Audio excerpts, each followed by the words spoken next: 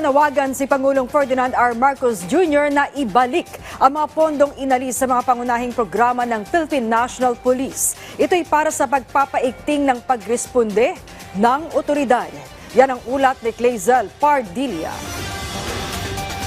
Pinababalik ni Pangulong Ferdinand R. Marcos Jr. ang mga pondong inalis sa mga pangunahing programa ng pambansang pulisya. Matapos bosesiin ang budget ng PNP, nakita ng presidente ang dagdag bawas sa pondo ng ahensya. Kabilang dito ang mga programa sa Information and Technology ng PNP, pagtatayo ng Safe Camp Security System at Drug-Related Data Integration and Generation System. Nasa National Expenditure Program pero tinapiyasan ng halos 1 bilyong pisong pondo pagdating sa General Appropriations Act. Ang mga pondong yan inilagay sa pagbili ng amphibious vehicle para sa Bicol Region at Intelligence Fund ng PNP.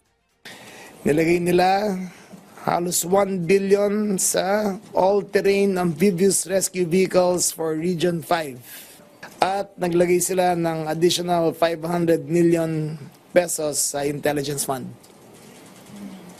So, as instructed by the President sa ating Budget Secretary, ay i-revert ang budget ng IT at tatanggalin yung additional 500 million pesos Intelligence Fund. Lalagay natin sa launching and bidding out process ng Integrated 911 System para sa buong Pilipinas. Palalakasin ang kapasidad ng 911 sa pamamagitan ng pagdaragdag ng mga call center at dispatcher. Bibili rin ng mga dagdag na body camera at location device para sa mga police responder. Mahalagang paglalagay ng sapat na pondo sa Integrated 911 System sa bansa na ginagamit sa pagresponde sa mga emergency at krimen.